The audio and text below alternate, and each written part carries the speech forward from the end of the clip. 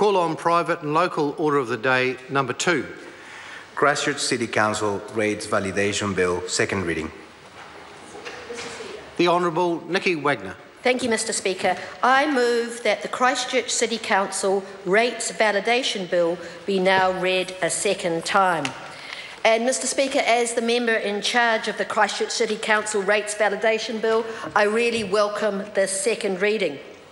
Now, this is a very simple bill.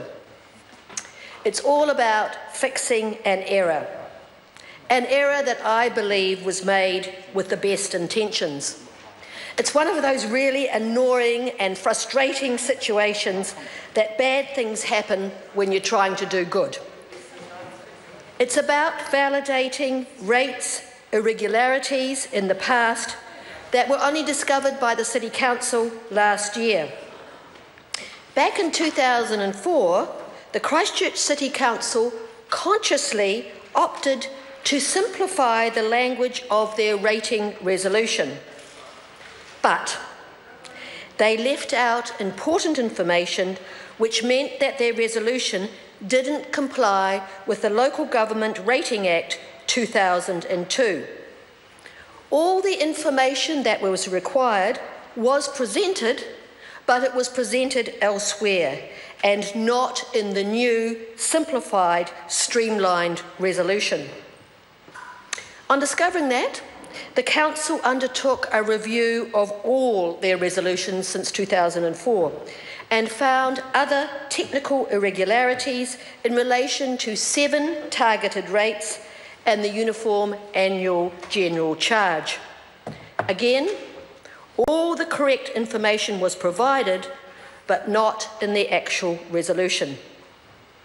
The Council was able to fix the mistakes for the 2013 and 14 financial year, but it needs this validation bill to validate its past setting of rates, payment dates, and penalty regimes. But let me make this very clear. This is not about the rates being calculated wrongly, and all the rates have been lawfully paid. No one is wrongfully affected by this bill.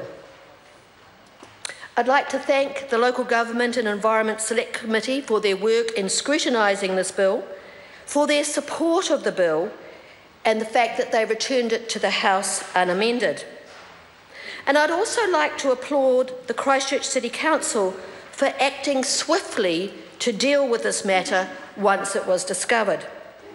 Now, Parliament doesn't like validation bills. We hate the fact that we're dealing with retrospective legislation, and I'm sure many of the members tonight will show their displeasure. But I have a sympathy for the Council because we also want simple legislation, we want simple resolutions, and we want people to be able to understand what's going on in local government.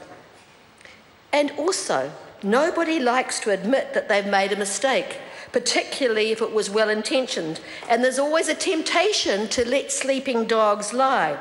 But the City Council have fronted up, and I say well done for them.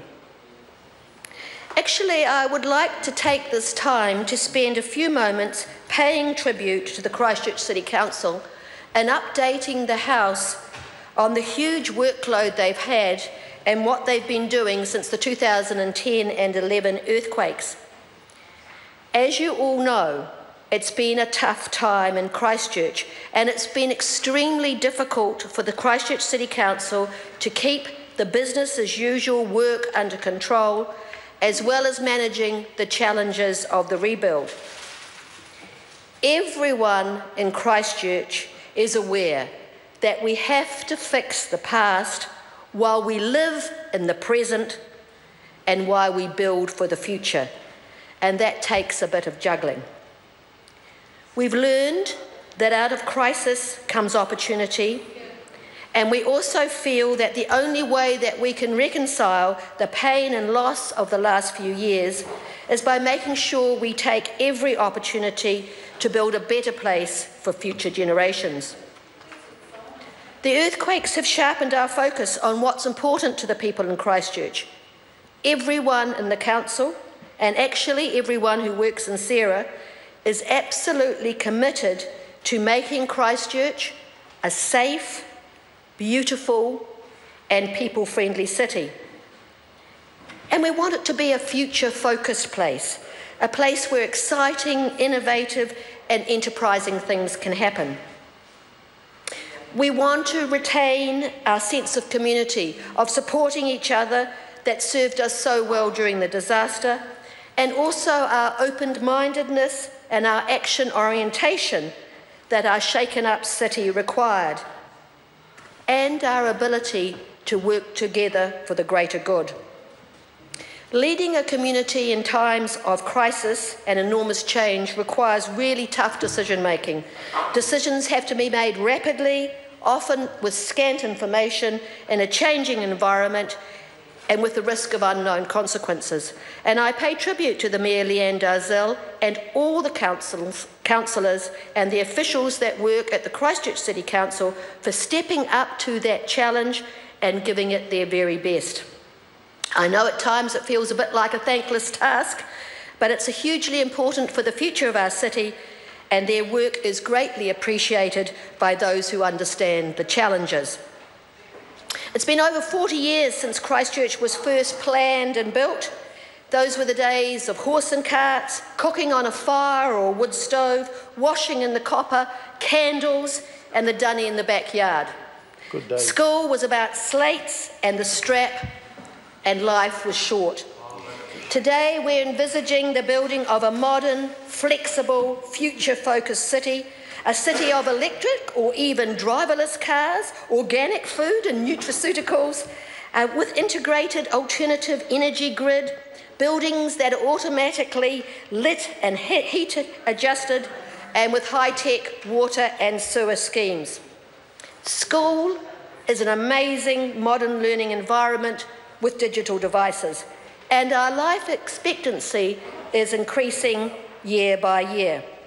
It's the responsibility of all of us to build a city that enables our community to adapt and develop as times change, and with the flexibility to be able to manage those unknown innovations of the next 140 years. Christchurch is in this bill, we validate unintentional errors in the Christchurch City Council rating resolutions from 2004 to 2012. But I would also like to take the opportunity to wish the Council well. It's doing a great job in challenging times, and the people of Christchurch appreciate it. Thank you. I call Dr. Megan Wood.